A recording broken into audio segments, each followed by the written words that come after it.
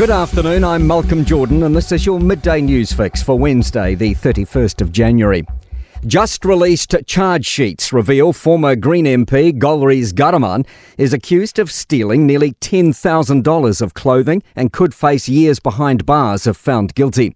Garaman resigned as an MP this month following the allegations and faces 3 charges of shoplifting. Here's senior political reporter Sophie Trigger. Garaman faces 2 charges relating to instances at an Auckland boutique in December, where she's accused of stealing more than $2,000 and then more than $7,000 worth of clothing. She's also charged with stealing almost $700 worth of clothing from a Wellington store last October. The former MP could face up to 7 years in jail if convicted.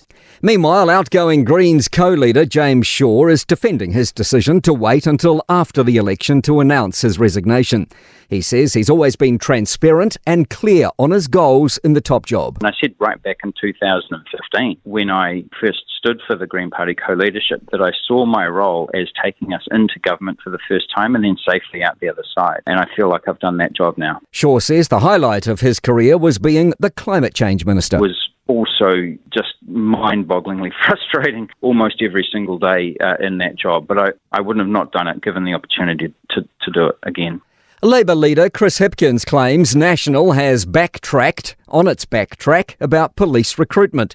Police Minister Mark Mitchell yesterday told Parliament the target date for recruiting 500 more police officers had been pushed out from 2 years to 3. He now says he expressed himself incorrectly and the 2-year target still stands. Speaking to Newstalk ZB's Canterbury Mornings, Hipkins claims the change of tune followed a coalition chief of staff meeting last night. I assume that it was because Mark Mitchell blindsided New Zealand First in saying that they weren't going to honour the coalition commitment that they made with them. But I think this is one of the problems with this government is the left hand doesn't seem to know what the right hand's doing. The Prime Minister is standing by the government's controversial decision to deploy Defence Force personnel to the Red Sea.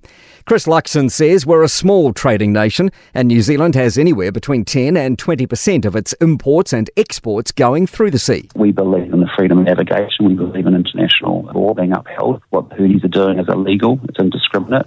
At least 2 people have died after a fiery crash south of Eltham in Taranaki this morning. Part of State Highway 3 is closed. South Taranaki Mayor Phil Nixon says the effects of the fatalities will be felt far and wide in the community. My heart's out to the emergency services that are working at obviously a pretty horrific scene.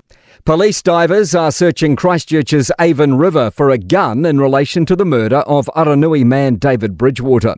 The dive squad is searching the river near the Anzac Bridge. To sport.